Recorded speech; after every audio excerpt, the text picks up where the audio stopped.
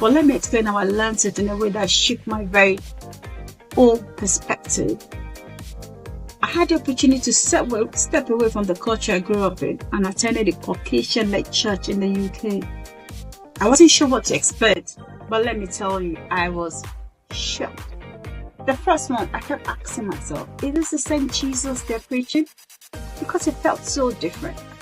Yes, they prayed, they worshiped, they even had testimonies and miracles.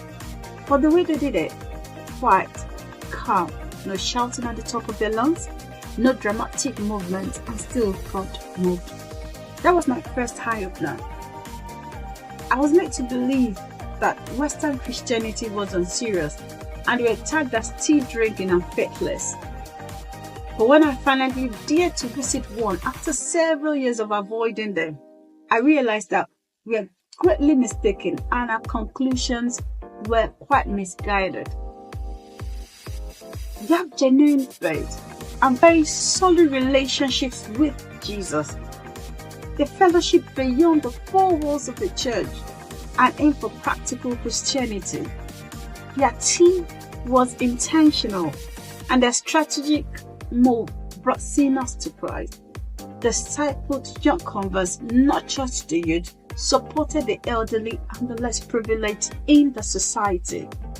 Now don't get me wrong, no place is perfect, and I'm not saying this one was either, but they held to principles we often forget: love, care for the widow and the poor, the real heartbeat of the gospel. What really struck me was how they lived out being your brother's keeper. No judgment, no gossip, just genuine care, praying together, crying together, laughing together, loving one another. I looked around and I thought, this is church. And here's what really blew my mind. They did not worship their pastor, which we unfortunately tend to do under the disguise of honor. In fact, the leaders were the ones serving the congregation.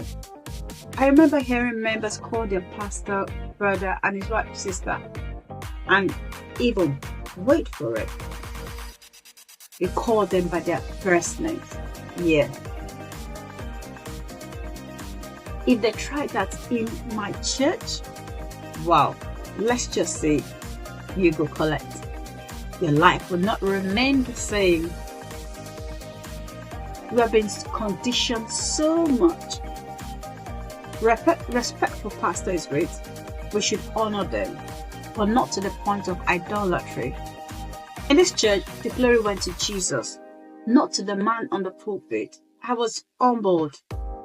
This is another unfortunate thing that happens in churches. Our testimonies often recognize the pastor more than the Jesus who performed the miracles. We focus on the God, we focus on the man of God, not the God of the man. I understand that we should celebrate God's vessels, and God is willing to share some of His glory with His children. But it becomes wrong when God is removed from the picture, or God is made to look very small.